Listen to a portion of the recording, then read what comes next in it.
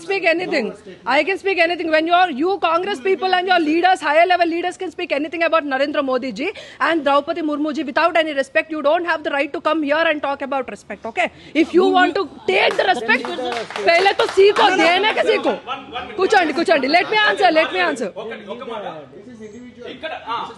Yeah, I'm not targeting individual, నాకు సంబంధం లేదు. తను చెప్పిన పాయింట్స్ కి we have answers.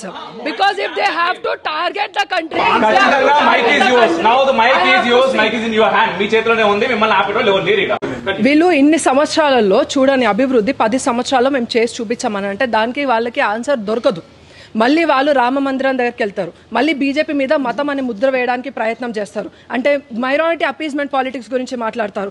ఇవన్నీ చేసేది కాంగ్రెస్ గవర్నమెంటే. వీళ్ళ గురించి వీళ్ళు మాట్లాడతారు ఏమంటే, ఈ అన్న చెప్తారు he is representing the entire bunch of people కాబట్టి నేను ఆన్సర్ చేయాలనుకుంటున్నా. డెమోక్రసీ గురించి వీళ్ళు మాట్లాడతారు. ఎవరైతే ఎమర్జెన్సీని ప్రకటించి ఒక సామాన్య పౌరుడి యొక్క హక్కుల్ని కూడా తీసేసుకొని, ద బేసిక్ ఫండమెంటల్ రైట్స్ కూడా సిటిజన్స్ దగ్గర నుంచి పీకేసుకొని లాగేసుకొని తన కుర్చీని కాపాడుకున్న ఇందిరాగాంధీ వీళ్ళ పార్టీకి చెందిన ఆమెనే. వీళ్ళకి అసలు డెమోక్రసీ గురించి మాట్లాడడానికి హక్కులు ఏమైనా ఉన్నాయా? అండ్ ఈ తెలంగాణ బిడ్డగా నేను మాట్లాడుతున్నా, నేను ప్రశ్నిస్తున్నా. కాంగ్రెస్ వాళ్ళు ఇచ్చారు కాబట్టి వీళ్ళు ఇక్కడ ఏమంటారు అధికారంలోకి వచ్చారని 1969లో 369 మందిని కాల్చి చంపింది కాంగ్రెస్ వాళ్ళు. తెలంగాణ రాష్ట్రం అడిగినందుకు చంపి పడేశారు కాంగ్రెస్ హయాంలో. అంతమంది ఈరోజు తెలంగాణ రాష్ట్రంలో చావులు బలయ్యారని అంటే బికాస్ ఆఫ్ కాంగ్రెస్ పార్టీ. అసలు వాళ్ళకి ఏం అధికారం ఉంది మరి తెలంగాణ రాష్ట్రం గురించి మాట్లాడేది? అసలు దేశం గురించి మాట్లాడడానికి వాళ్ళకి ఎలాంటి అర్హత ఉందన్నా? రిలీజన్ గురించి మా మీద ముద్రేస్తారు. ఎప్పుడైతే పార్టీషన్ జరిగిందో, on what grounds and on what basis did Congress government sign on the partition? ఎవడబ్బా సొత్తని మీ జాబులో నుంచి ఇచ్చిన పైసల భూమిని ఇచ్చి పడేసిర్రా? ఎవరిది భూమి? భారతదేశాన్ని ముక్కలు చేసి కుక్కలకి పంచినట్టు విస్తరలో వీళ్ళ పడేసింది ఎవరు? కాంగ్రెస్ గవర్నమెంట్ కాదా? అప్పుడు ఆన్ రిలీజియస్ బేసిస్ ఎప్పుడైతే పార్టీషన్ జరిగిందో మరి ఇది హిందూ దేశంగా ఎందుకు ప్రకటించబడలేదు? ఇంకా మళ్ళీ అడిషనల్ గా ఈ భూమిని కూడా లాక్కోవడానికి 370 ఆర్టికల్ కశ్మీర్ ని వీళ్ళకి ఇందాక చెప్తున్నారు కదా కాన్స్టిట్యూషనల్ పాత్వే అని రెడ్ కార్పెట్ చూపిస్తున్నారు. కాన్స్టిట్యూషనల్ పాత్వే అని మాట్లాడే ముందు అంబేద్కర్ గారి గురించి మాట్లాడే ముందు మీకు కనీసం మినిమం రైట్స్ ఉండాలి. ఆయనను ఓడించడానికి ఆయన కాన్స్టిట్యూషనల్ బేస్ లో ఇప్పుడు నించొని ఎంపీ టికెట్లు, ఎమ్మెల్యే టికెట్లు, నేను కంటెస్ట్ చేసిన, నేను పోటీ చేసిన అని మాట్లాడుతున్నారు కదా. అది ఆయన రాసిన కాన్స్టిట్యూషన్ బేసిస్ అని మీరు మాట్లాడుతున్నప్పుడు అదే ఆయన నించున్నప్పుడు 3 సార్లు ఓడగొట్టడానికి ప్రయత్నం చేసింది కాంగ్రెస్ గవర్నమెంట్. అప్పుడేం మీకినారు మీరు మరే అని? అప్పుడు మరి అంబేద్కర్ గారు రాజ్యాంగాన్ని మీరు అంత రెస్పెక్ట్ చేయాలనుకుంటే ఇన్నిసార్లు ఎందుకు మీకు అనుగుణంగా మైనారిటీస్కి అనుగుణంగా ఎందుకు రాజ్యాంగాన్ని అమెండ్ చేయాల్సిన అవసరం పడింది? ఫస్ట్ ఆర్టికల్ 1లోనే చెప్తా ఇండియా దట్ ఈస్ భారత్ అని అంబేద్కర్ గారే రాశారు. మరి ఇప్పుడు ఇండియా పేరుని భారత్ గా మారుస్తామంటే దాన్ని కేవలం ఒక మత ఆధారంగా మాత్రమే ఎందుకు మాట్లాడారు? ఇప్పుడు కశ్మీర్ ని ఎందుకు 370 ఆర్టికల్ ని మళ్ళీ తీసుకొస్తానని రాహుల్ గాంధీ మాట్లాడుతున్నారు మేము అధికారంలోకి వచ్చిన తర్వాత. అన్న 370 ఆర్టికల్ ఉంటే నీ భూమి ఆడగాకపోతే ఈడ కొనుక్కో అన్న, ఎకరమేమన్నా 10 ఎకరాలు ఇప్పిస్తాం నీకు, అర్థమైందా? మేము చందాలు వేసుకొని ఇప్పిస్తాం. నువ్వు అంత దీన స్థితిలో ఉంటే మేమందరం చందాలు వేసుకొని ఇప్పిస్తాం.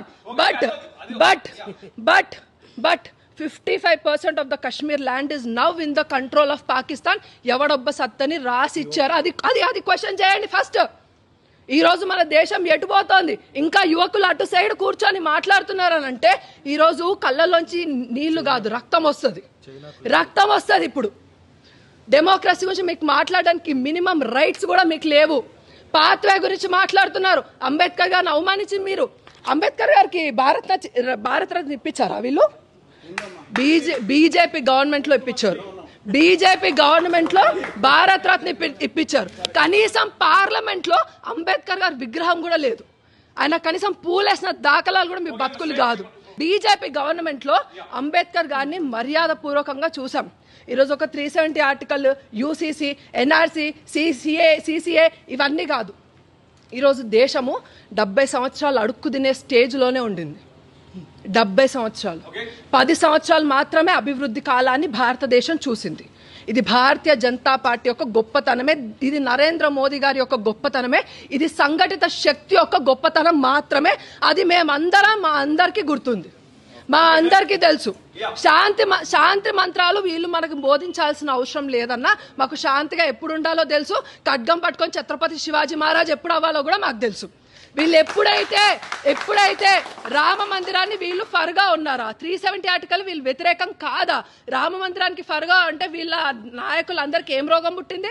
రామ మందిరానికి రావడానికి ప్రతిష్టాపన రోజు ఎట్ ద సేమ్ టైం కోర్టులో అసలు రాముడు అనేవాడే కల్పితం అనడానికి అడ్వకేట్స్ ని వ్యతిరేకంగా పెట్టింది కాంగ్రెస్ వాళ్ళు. ఇవన్నీ క్వశ్చన్ చేసుకోండి. నేను హిందూని, నేను సోమవారం శివుడి దగ్గరికి వెళ్తా, మంగళవారం ఉపవాసం చేస్తా, కడుపు మార్చుకుంటా, కాలు కడుక్కుంటా, ఇలాంటి కాదన్నా. మనం పోయి పూజ చేయాలంటే వన్ సెకండ్ మనం పోయి పూజ చేయాలంటే గుడి బతుకుండాలి.